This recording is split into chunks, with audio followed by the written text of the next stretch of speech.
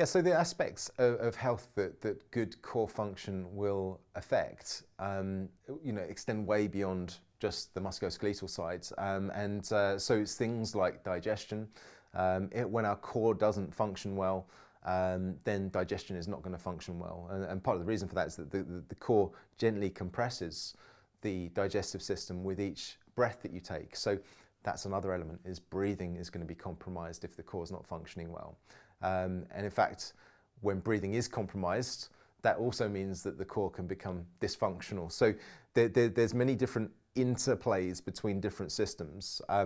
So of course the diaphragm contracts down to draw air in, and that pushes the abdominal wall out. But then to push the air back out, the abdominal wall has to contract back in and push the diaphragm up. And so what that means is that somewhere between about 8,000 and 25,000 times per day we breathe.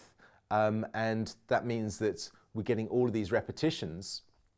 And if we've got a dysfunctional breathing pattern where we're actually breathing more through the shoulder muscles and through the elevators of the shoulder girdle, then what that means is that, of course, we get deconditioning of the abdominal wall, and that happens very quickly. Whereas if we've got a functional breathing pattern, then we get reconditioning very quickly as well. So breathing's a huge one that's going to be impacted that most people wouldn't think of when they think about core function. Tied in with breathing, you've got venous return, so the return of blood from the legs, return of blood from the arms, and that helps with recovery. It helps to prevent things like varicose veins. It helps with immune function, because essentially the blood, the venous blood, but also the lymphatics are entirely dependent on being drawn back up by the pressure differentials created by movement within the core, but also by movement in the limbs themselves.